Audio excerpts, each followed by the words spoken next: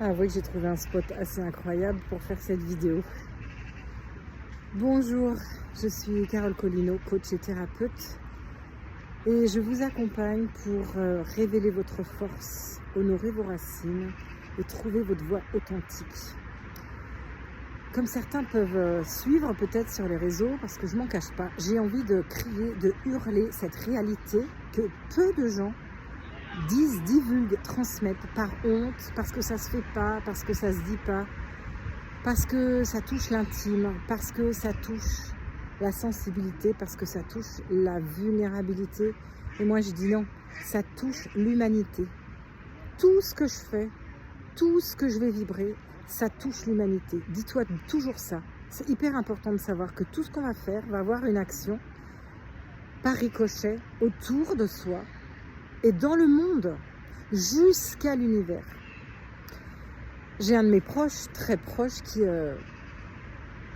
fait des allers-retours entre les urgences, l'EHPAD. Bon, il y a eu tout un tas de stories assez catastrophiques au niveau de la violence, de l'incompréhension, de l'incohérence, de la violence, de l'impuissance, parce que tu n'as rien à faire, tu n'as rien à dire, tu peux rien faire, tu peux rien dire, juste constater, ok, que le personnel soignant est débordé, qu'il fait ce qu'il peut, mais que parfois il te parle comme un chien parce qu'il n'arrive pas à gérer lui-même son émotivité, parce que les toubibs te parlent à un chien, parce qu'ils n'arrivent pas à être à la juste place dans ce monde d'incohérence. Il n'y a pas de coordination, c'est un turnover tout le temps.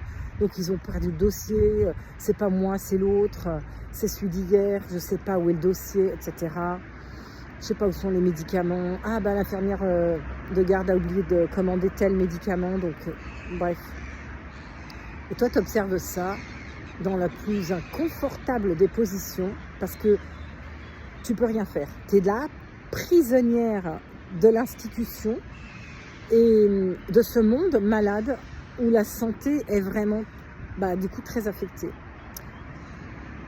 Et moi, j'ai vraiment du mal à me la fermer. J'ai du mal à ne rien dire en assistant à tout ça, en restant vraiment témoin sans pouvoir dire. Pour moi, c'est insupportable. Et je disais, en fait, la plus grande de mes peurs, c'est vraiment de ne pas pouvoir dire. Et c'est tellement d'être muselée au point de hurler que ça me fait peur, ma puissance. En fait, c'est violent. Cette violence réprimée, elle me fait peur parce que j'ai l'impression que je pourrais péter la gueule à toute la pièce et à toutes les personnes qui sont là autour. Quand tu n'as pas le choix en fait d'accepter ce qui est, tu lâches tes résistances. Tu es obligé de te laisser porter par le flux de la vie, même dans la pire des circonstances. Et là, c'est le cas. Et dans toute situation, il y a toujours un moment où va fleurir un espoir, où va surgir un moment de magie, de la vie. C'est la vie qui va s'emparer de la magie. Et tu vois, à un moment donné, donc la personne dont je parle est sur son lit, aux urgences, ça hurle de tous les côtés, c'est horrible comme odeur, c'est horrible comme vue de ce qui est là. Ils l'ont complètement shooté, il est attaché parce qu'il est violent, agressif, mais forcément, moi je deviendrais bien plus violente et agressive, et je pense que chacun ici aussi. Bref, dans cet instant d'éternité figée, où plus rien ne passe, plus un souffle de vie ne passe, où tout est sidéré, j'ai eu envie de mettre mes mains sur la personne, et à ce moment-là, quelque chose s'est apaisé immédiatement. C'était incroyable. Le corps s'est déposé à l'intérieur, l'esprit a lâché, le front s'est détendu, ça s'est ouvert comme si une lumière arrivait à passer. Et j'ai chanté. J'ai chanté doucement le fameux mantra que j'ai partagé là sur mon chat. La paix et la pluie, confiance sont mes alliés.